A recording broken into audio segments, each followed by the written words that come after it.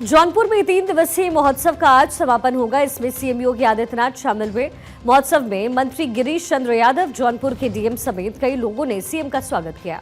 आपको बता दें कि इस महोत्सव में 1001 जोड़ों का विवाह करवाया गया। नवविवाहित जोड़ों को सीएम ने आशीर्वाद दिया और 5 जोड़ों को चांदी की पायल देकर के सम्मानित किया।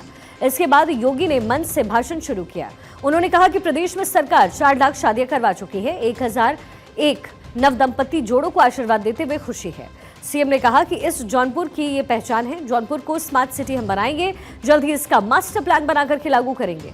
गोमती घाट भी जौनपुर की पहचान बन गई है। जल्द ही सभी रेलवे क्रॉसिंग पर ओवरब्रिज बनाए जाएंगे।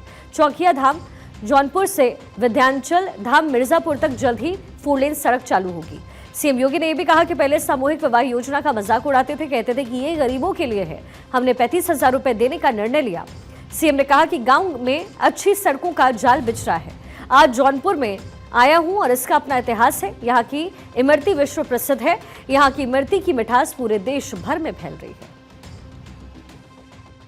मुझे प्रसन्नता है मुख्यमंत्री सामूहिक विवाह योजना के साथ इसकी सफलता इसी से देखी जा सकती है। जब हम लोगों ने इस योजना को प्रारंभ किया था तो लोग हंसते थे, कहते थे गरीब का अपमान है। 35,000 रुपए हमने राशि रखी थी। 1 वर्ष में ही 1 लाख शादी हो गई थी। और आज जब 25 में हम लोग प्रवेश कर गए हैं, ये मार्च का महीना चल रहा है, होली के ठीक पूर्व जब हम लोग आज जौनपुर के इस आयोजन के साथ जुड़े हैं, मुझे बताते हुए प्रसन्नता है कि अब तक हम लोग प्रदेश में 4 लाख मुख्यमंत्री सामूहिक विवाह की योजना के साथ शादी ब्याह के कार्यक्रम को संपन्न कर चुके हैं। बहनों और भाइयों, ये चीजें बताती है कि समाज की आवश्यकता थी कोई बेटी अनब्याही न रह जाए, कोई मां बाप दहेज के अभाव में अपनी बेटी को अनब्याही न छोड़ने पाए। इसके लिए जिम्मेदारी सरकार लेगी कि इस बेटी का कन्यादान हम लोग करेंगे। हम लोग उस परिवार के साथ एक संबल बनकर के खड़े रहेंगे। जौनपुर को हम लोग स्मार्ट सिटी बनाने जा रहे हैं। यहाँ पर हर प्रकार की सुविधाएं होंगी। अभी हमने आते हुए देखा कि गोमती नदी के कितने सुंदर तट बने हैं, कितनी सुंदर सड़कें हैं। पहले यहाँ सड़कें खराब थी। जल्द ही सभी रेलवे क्रॉसिंग पर ओवरब्रिज बनाए जाएंगे। इसके लिए राशि स्वीकृत की गई है। इसके साथ ही सीएम योगी ने प्रयागराज में मौनी अमावस्या पर जौनपुर के नागरिक को आभार व्यक्त किया। उन्होंने कहा कि यहाँ के लोगों ने महाकुंभ में 40,000 बसों के यात्रियों को भोजन पानी और उसकी व्यवस्था की। दुनिया भर के 100 देशों से ज्यादा लोग प्रयागराज महाकुंभ स्नान करने आए थे।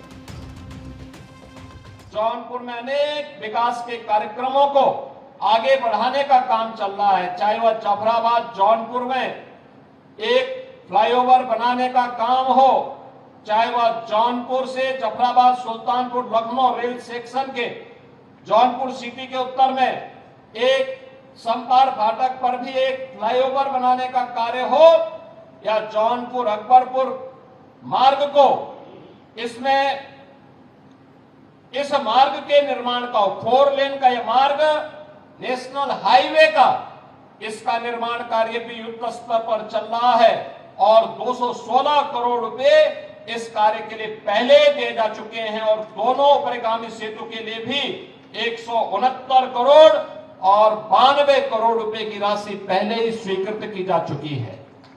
बहनों और भाइयों, इसी प्रकार से जौनपुर मिर्जापुर मार्ग को भी, इसको भी अच्छा बनाने के लिए विंध्यवासिनी धाम से जोड़ने के कार्यक्रम को भी सरकार ले रही है।